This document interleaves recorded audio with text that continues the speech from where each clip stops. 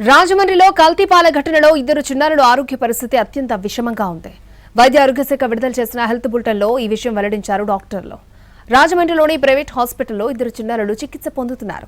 వీరి ఆరోగ్య పరిస్థితి ఆందోళనకరంగా ఉన్నట్లుగా వైద్యులు చెబుతున్నారు. ఈ ఘటనలో ఇప్పటివరకు మొత్తం 15 మంది మృతి చెందారు.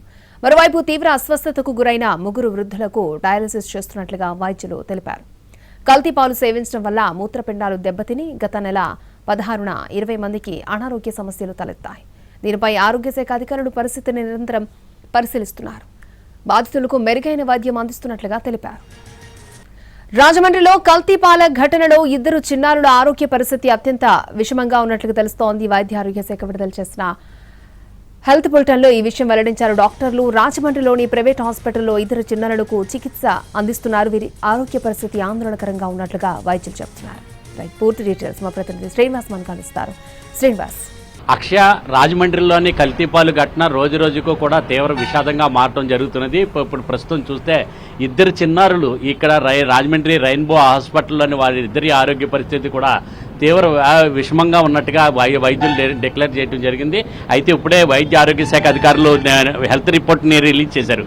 ఈ రిపోర్ట్లో చూసినట్లయితే రితిక్ అని చెప్పేసి 19 నెలల బాలుడు, అలాగే టింటి అంటే మల్లారెడ్డి టింటి అని చెప్పేసి ఆ అమ్మాయి కూడా 5 నెలల పాప. ఆ 5 నెలల పాప ఇద్దరు పరిస్థితి కూడా తీవ్ర విషమంగా ఉన్నట్టుగా చెప్పడం జరుగుతున్నది. అయితే ఇప్పుడు అందులో చెప్పినట్లయితే మూత్రపిండాల సమస్యతోటి వీళ్ళిద్దరూ కూడా వెంటిలేటర్పై డయాలసిస్ పొందడం జరుగుతుందని చెప్పి వైద్యులు ధృవీకరించారు. అయితే వీళ్ళిద్దరు పరిస్థితి కూడా చాలా తీవ్ర విషమంగా ఉన్నది. అయితే దీంతో అధికారులు అయితే అప్రమత్తం కావడం జరిగింది.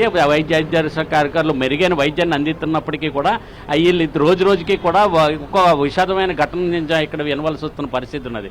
నిన్న చూసినట్లయితే ఇద్దరు మృతి చెందడం జరిగింది. ఈ రోజు గత 10 రోజులుగా చూసినట్లయితే రోజుకి ఒక్కొక్కరు చెప్పున మృత్యువాత పడటం జరుగుతున్నది. వీళ్ళందరూ కూడా మృతులు చూసినట్లయితే అందరూ కూడా వృద్ధులు, అలాగే చిన్న పిల్లలే. వీళ్ళందరూ కూడా కల్తీపాలు కారణంగా అనారోగ్యం పాలు కావడం జరిగింది. మొత్తం 20 మంది ఈ ఘటనలో అనారోగ్యం పాలు కావడంతో వారిలో 15 మంది ఇప్పటి వరకు కూడా మృతి చెందడం జరిగింది. మరిక 5గురిలోని కూడా చూసినట్లయితే ఇద్దరు చిన్నారులు పరిస్థితి చూసినట్లయితే ఈ రెయిన్బో హాస్పిటల్లో చికిత్స పొందుతున్నారు. ఈ రెయిన్బో చిల్డ్రన్ హాస్పిటల్లో చికిత్స పొందుతున్న వీళ్ళిద్దరు పరిస్థితి కూడా తీవ్ర విషమంగా ఉన్నట్టుగా వైద్యులు ధృవీకరించడం జరిగింది. మరొక 3 చూసినట్లయితే వృద్ధులు వివిధ హాస్పిటల్స్లో వాళ్ళు 3 కూడా చికిత్స పొందడం జరుగుతుంది.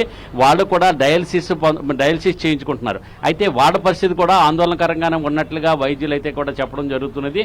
హెల్త్ రిపోర్ట్లో ఈరోజు విడుదల చేసిన హెల్త్ రిపోర్ట్లోని మొత్తం వీటికి సంబంధించి కల్తీపాలు ఘటనకు సంబంధించిన వివరాలన్నీ కూడా ఇలాగ ఇచ్చారు. అన్నీ కూడా విషాదకరంగానే ఉన్నట్టుగా ఆ రిపోర్ట్లో వెల్లడి కావడం జరిగింది. దీంతో చూసినట్లయితే గత నెల 16వ తారీఖున కోరికొండ మండలం నరసాపురంలోని వరలక్ష్మి మిల్క్ డైరీలో జరిగిన కల్తీపాలు ఘటనంగా ఆ పాల వ్యాపారి వేసిన 6 కుటుంబాలన్నీ కూడా ఇక అనారోగ్యం పాలు కావడం జరిగింది.